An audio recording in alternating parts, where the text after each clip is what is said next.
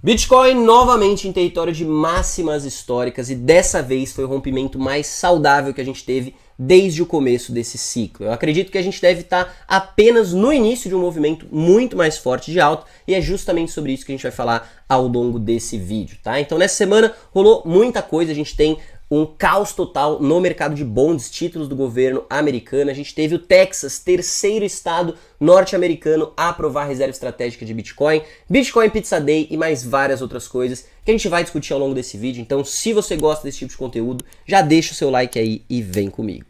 Então, vamos lá, pessoal, vamos começar aqui pelo Pizza Day. Eu acredito que foi o primeiro Pizza Day com máximas históricas do Bitcoin. Para você que ainda não está por dentro do que é a comemoração do Pizza Day, esse é um dia que nós Bitcoiners comemoramos a primeira compra de Bitcoin de alguma coisa de verdade, né? Alguma coisa palpável no mundo real. Onde esse cara aqui, o Laszlo Haniex, ele comprou duas pizzas do Papa John's pelo valor de 10 mil Bitcoins, certo? Esses 10 mil Bitcoins hoje estariam avaliados em 1 bilhão e 100 milhões de dólares. E na época valiam apenas aí, né, 30 dólares essas duas pizzas. Foi a primeira compra, esse cara ele postou num fórum, né, falou, ó galera, eu tenho 10 mil Bitcoins se alguém tiver disposto aqui a mandar duas pizzas na minha casa. Um cara aceitou, ele mandou os 10 mil Bitcoins na confiança e o cara realmente comprou a pizza com o cartão de crédito dele, mandou pra casa dele e a gente tem essa foto aí, cara, que é uma foto histórica Zaster do Bitcoin e todo dia, 22 de maio, nós Bitcoiners comemoramos aí, né, o Pizza Day, certo? Então ontem tivemos aí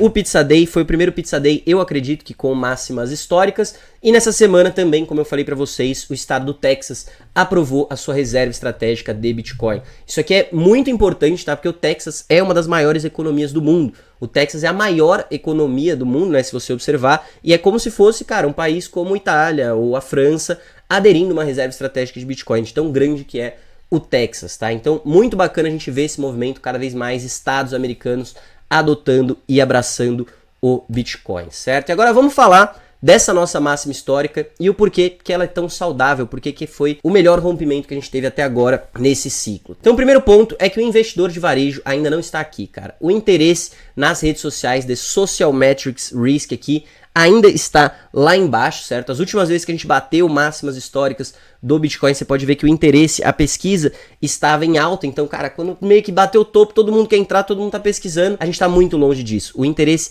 está lá embaixo enquanto a gente está aqui nessas máximas históricas, tá? Então, esse é um primeiro ponto muito importante. O segundo, essa aqui é uma métrica que eu adoro observar, é o Funding Rate Heatmap. Isso aqui mede o quanto que a gente tem de alavancagem nos mercados, quanto que as pessoas estão pegando dinheiro emprestado para operar, certo? Sempre que a gente quer ver uma subida saudável, a gente não quer muita alavancagem, porque a alavancagem uma hora ou outra tem que sair, vai derrubar os preços. Cara, quando tem muita alavancagem no mercado, é um sinal de que o mercado deve virar, deve corrigir, certo? E aí aqui, neste gráfico, quando a gente tem ele bem azulzinho assim, significa que estão baixíssimos os níveis de alavancagem. Você pode ver que as pessoas estão pagando aqui 8,6% ao ano para se alavancar no Bitcoin. E nas altcoins também, ninguém muito alavancado em altcoins. Já da última vez que a gente bateu o topo lá em novembro, dezembro, cara, aquela frenésia, aquele interesse maluco, a gente já tinha as cores laranja por aqui, ou seja, muita alavancagem, o povo tava ganancioso. E aí, para operar Bitcoin, por exemplo, ó, teve momentos que você tava pagando quase 100%, 99% ao ano aqui para operar alavancado no Bitcoin. Então muita alavancagem é algo negativo, realmente a gente teve uma grande correção ali. E se você observar que aqui agora não tá mais mostrando o mês de março, né, 2024, a primeira vez que a gente rompeu nesse ciclo, também tinha muita alavancagem, a gente também corrigiu depois. Dessa vez eu realmente acredito que é diferente, certo? Outro ponto importante é o índice de medo e ganância. Tudo bem que hoje a gente bateu extrema ganância, 78 pontos, mas ontem ainda estava no 72, cara, mercado ganancioso, mas nem tanto. E a gente ainda não está em níveis super preocupantes, a gente pode ficar bastante tempo nesse índice aqui, mas é uma subida, uma nova máxima histórica muito mais saudável do que as outras que a gente tinha, certo? E dessa vez a gente também tem o quê? A liquidez do nosso lado, né? Lá em dezembro, novembro, quando a gente rompeu com a eleição do Trump e tudo mais, a liquidez indicava um movimento de correção. A alavancagem estava muito alta nos mercados. A ganância, cara, nem se fala, todo mundo tava maluco. Trump entrou, ele vai...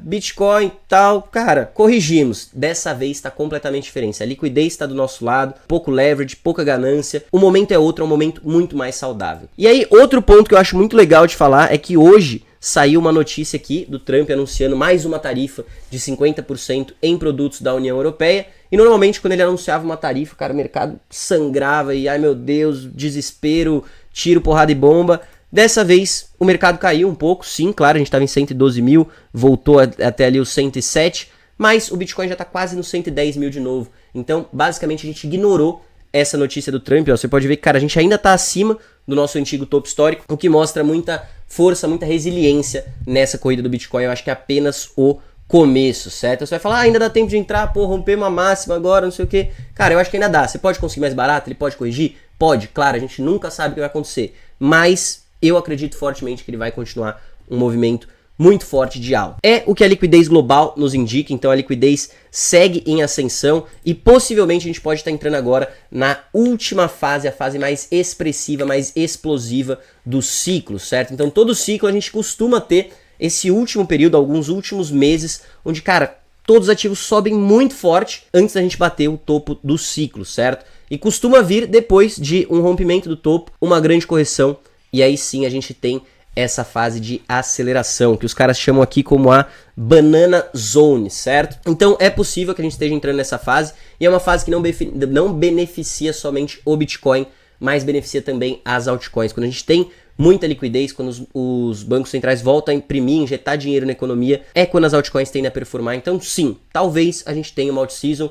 Quero falar sobre isso mais a fundo ainda com vocês em um próximo vídeo, certo? E por que o Bitcoin tá tão resiliente, mesmo com esse cenário de tarifas, quedas, enfim, por que ele tá tão resiliente, cara? A gente tá com um problema sério no mercado de bonds, de títulos de dívida do governo americano, certo? Então aqui a gente tem Ray Dalio, um dos maiores investidores da história dos mercados. Ele é o dono do hedge fund mais lucrativo do planeta, que é o Bridgewater Associates. Já escreveu vários livros aí sobre economia, cara, o cara é importantíssimo e tá falando aqui, ó, postou há 2 dias atrás: preste atenção no mercado de bonds, títulos de dívida americanos, porque o mercado está com um sério problema, tá? E qual que é o problema?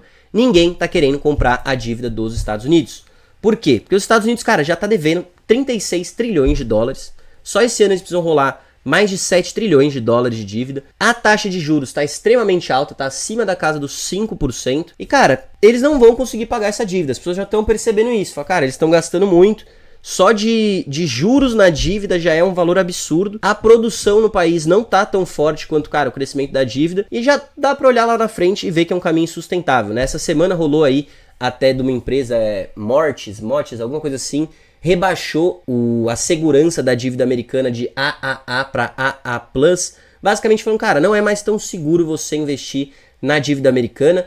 E esse aqui não é um problema só nos Estados Unidos, tá? Japão, cara, dívida de 20 e 30 anos do Japão tá batendo máximas históricas, né? O yield que você recebe para comprar essa dívida. Outros países também. Basicamente o que tá acontecendo agora nos mercados é que ninguém mais quer comprar esses títulos de dívida, o que antes era visto como a segurança. Cara, o mercado tá incerto, eu quero segurança, eu vou pra onde? Eu vou pra bonds, eu vou correr pra esses títulos. Cara, dívida do governo, ele vai me pagar, não tem problema, é o mais seguro. Hoje não, cara. Hoje não, as pessoas estão vendo o que como mais seguro? Alternativas como, por exemplo, o Bitcoin, o nosso ouro digital. Por isso que, cara, o Bitcoin tá subindo muito, as altcoins ainda estão segurando a sua onda. E o ouro, cara, o ouro tem subido absurdos também nos últimos meses, aí nas últimas semanas e nos últimos anos também. Então, cada vez mais a gente tá vendo, cara, não só os investidores, mas os próprios bancos centrais de vários países, China, Japão, não sei o que tinham muitos títulos do governo americano, cada vez indo mais pro ouro. Eles, principalmente pro ouro, né, do que pro Bitcoin. Os países ainda não estão adotando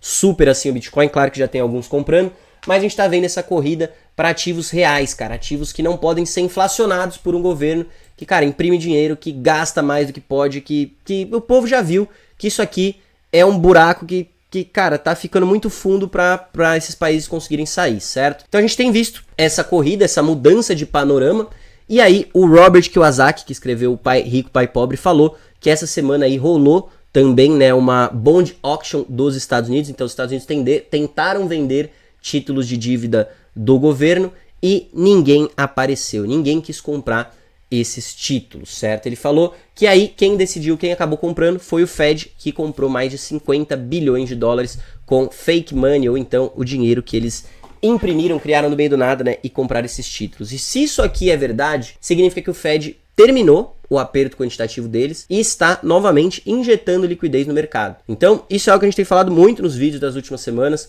O Fed vinha nesse movimento de, cara, drenar, retirar a liquidez dos mercados. A partir de março, eles começaram a diminuir o pace que eles estavam fazendo isso. E agora, em maio, parece que eles finalmente, cara, pararam de retirar e estão injetando liquidez, certo? Então, eu fui conferir se esses 50 bilhões eram verdades.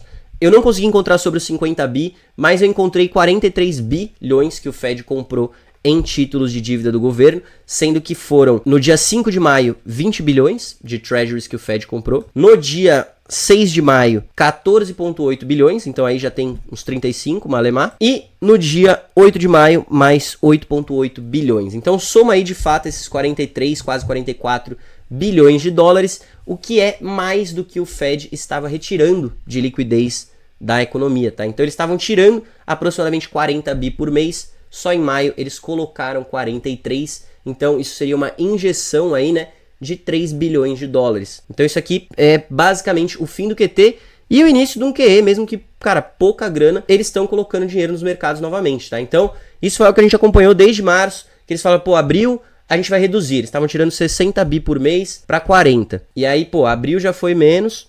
Chegou maio agora, eles pegaram e compraram 43. Então, do que estava tirando, agora está injetando um movimento muito positivo, muito pró-liquidez, certo? E a questão é que isso provavelmente só vai aumentar daqui para frente, né? Os Estados Unidos precisar do Fed para comprar esses bonds, porque não tem interesse, não tem quem queira comprar esses bonds, então o Fed vai ter que intervir, vai ter que imprimir mais dinheiro. Já é esperado que eles cortem as taxas de juros, estão extremamente altas. Os Estados Unidos precisa rolar a sua dívida, o juros está alto, então eles vão cortar, o que também é pró-liquidez. Se você olhar outras economias do mundo, cara, China, Europa, Japão, todos eles também vão precisar estimular, vão precisar imprimir dinheiro, o que faz a liquidez disparar, o que faz com que o Bitcoin, o ouro, ativos escassos, ativos de risco tendam a disparar, certo? Eu tenho confiança, eu tenho uma grande crença que a gente vai ver, se eles imprimirem bastante dinheiro, um bom momento para as altcoins. Acredito que vai durar pouco, que nem toda a corrida nesse ciclo durou no máximo 1-2 meses, seria o meu foco ali, cara, entrar em altcoins, 1-2 meses, vai pro Bitcoin, mas eu vejo os próximos meses como extremamente poderosos, não só para o Bitcoin, mas para os mercados como um todo. Bom, pessoal, então era isso que eu tinha para trazer para vocês no vídeo de hoje. Se você gostou desse vídeo, já destrói o like aí embaixo. Se você ainda não tem a sua conta no mercado Bitcoin, link aqui na descrição. Você pode negociar, além do Bitcoin, uma série de mais de 300 criptoativos na maior plataforma de investimentos de toda a América Latina, certo? Se você é novo por aqui, se inscreve no canal, ativa o sininho. Eu te vejo numa próxima. Grande abraço e valeu!